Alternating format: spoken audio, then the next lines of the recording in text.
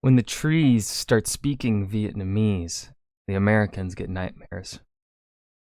When the trees start speaking Finnish, the Russians get their nightmares. And then when the mountains or sands speak Afghani, the entire world gets nightmares because Afghanistan is the death of empires. But today we are just discussing the second of that thing that I just made up on the top of my head, Finland, and how the Union of Socialist Soviet Republics could not annex Finland because they got their ass kicked by a man using a rifle without a scope. And wasn't there one man that was hopped up on cocaine and he just skied across Finland during this war? Yeah, or was it meth? I think it was meth. I don't know. Either way, the Russians got their asses whooped in this war. So let's go ahead and hear how History Matters explains this question, or explains the answer to this question. Finland's position neighbouring the USSR was not exactly a comfortable one. From the days of its independence, honestly, even today with their border with Russia, it's not a comfortable one. Putin.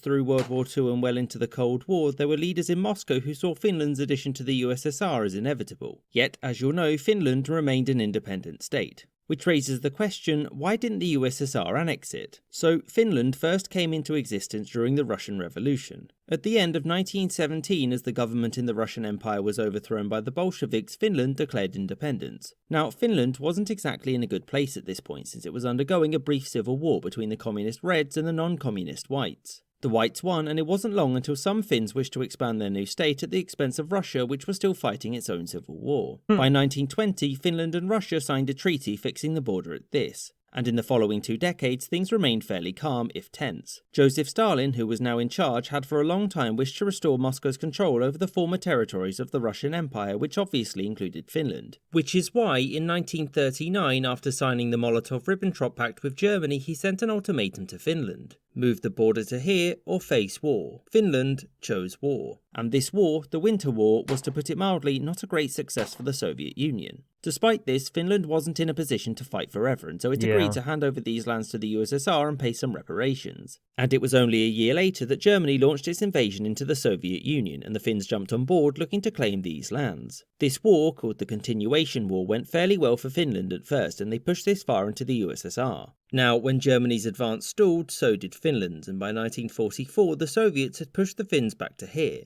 And in this year, the Soviets accepted Finnish talks for peace. Now they could, with enough men and effort, have conquered Finland in its entirety, but Stalin opted not to. This was because it would have cost a great deal in terms of lives and material, and they were much needed in the struggle against Germany. Yep, fair. There was also a concern that annexing Finland would mean that Sweden would become much more hostile with the USSR now on its border.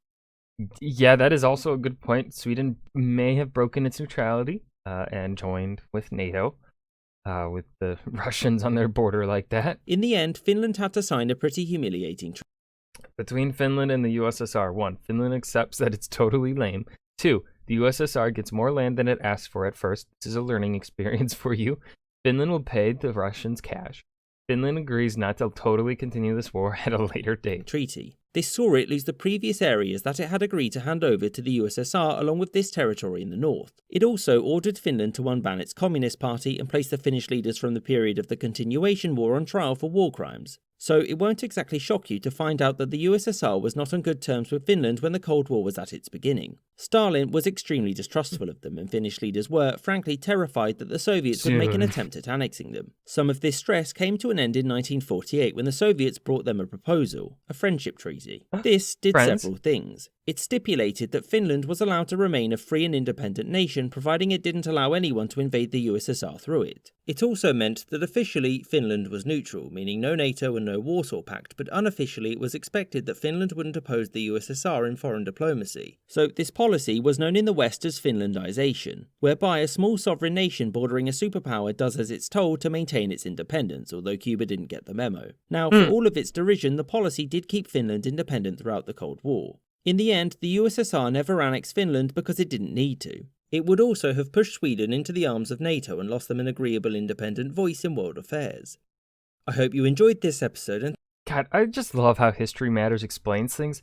They do such a I don't know how they do it. They do such an amazing job at just keeping it short, simple, but still answering it with a great level of contextualization in their answers.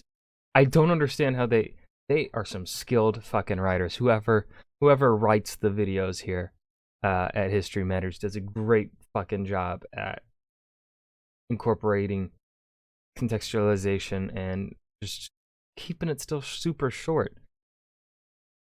Right? Because this could have been justifiably an over 10-minute long answer, right? But no, they did it in 3 minutes, and I still felt like I'm satisfied with the answer. I don't need to learn more. Obviously, you can go into greater detail and more specifics, but you don't need to. They somehow avoid the need to get into the greater specifics. So that was Why Didn't the USSR Annex Finland? Short animated documentary by History Matters. I hope you guys enjoyed. I certainly did. Remember to hit that like button and subscribe for more, and I will see you guys in the next video. Peace.